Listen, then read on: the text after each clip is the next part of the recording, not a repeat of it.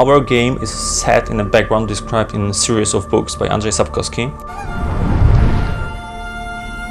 Andrzej Sapkowski is, I believe, the most popular Polish fantasy writer. He created the story of the Geralt that the game bases upon. He's extremely popular in Poland, in Russia, in Spain, in Czech Republic. Actually, in all countries he was published so far. It's not necessary to know this, read these books to play the game, because we're making a game that is self-consistent. Story in the game is a completely new story. It was written by us, it's not based on books. So the story starts like 5 years after those books ends. At the end of those books, Geralt dies. Actually, he departs from this reality, from this world. So it's so mysterious that people who wrote those books are always arguing if Geralt survived or not. So Andrzej Sapkowski told us he survived, and so we can bring him back. Geralt appears at the beginning of the game, and because we wanted the game to be played by people from other countries, Geralt lost his memory. That's why player playing the role of Geralt will be introduced to the world in the same way as the main character.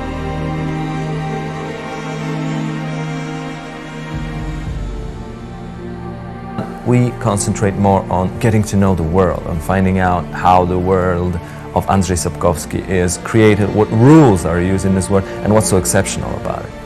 It's about real problems. So while reading those books, you will find problems that are also in newspapers. Headlines of newspapers are about terrorism, about ecology, about emancipation of women. So all those things you will find in those books. So those books are about modern problem and also about modern people, because you can easily understand their motivations. They don't want to save the world by dropping ring into volcano, or they don't want to destroy the world.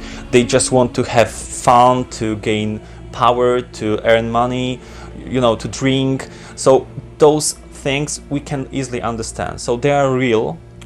Problems are real. Decisions in the game, in this world, are real. What's also important, it aims more for the more mature players, because I know maybe too young players might have difficulties in making these choices easier. It's very real. It's not a good choice and bad choice, but a choice and its consequences. You made a choice and you have to live with it. Because of the decisions that you make and the fact that the consequences you face are prolonged in time, you need to have a clear indication what decision generated what consequences. And that's where we came up with an idea of creating the flashback system.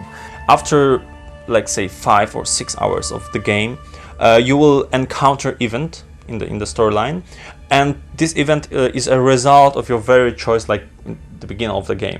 So every time you encounter such event, there is a special flashback cutscene showing you what you did and why this resulted in such event. All this allows us to make a game that can be played and should be played more than once, because there are at least 3 main lines you can follow, and 3 games you can see, three developments of the story. It's fun to play the game multiple times because of the choices you make, because of the different stories you can find out. Those choices build up 3 completely different endings. Those different endings are absolutely completely different situations. Some people are alive, other died. We have different friends, different enemies, but actually we always succeed. We always achieve our final goal. We always finish the game, but it's always different price we pay. This is how we try to tell the story. We wanted to give player as much freedom as he wants to change the story, to have a story as he likes in the game. The Witcher is about to take like 40 to 50 hours to walk throughout the whole game, but that's only through the one path of the game. And since there are multiple paths, you can multiply that. We wanted to create the game based on those books, and at the beginning we just wanted not to spoil the quality of books and make adaptation that is equally good. And I believe we did it, so I can say the game is one of the most innovative, interesting PC role-playing games published so far.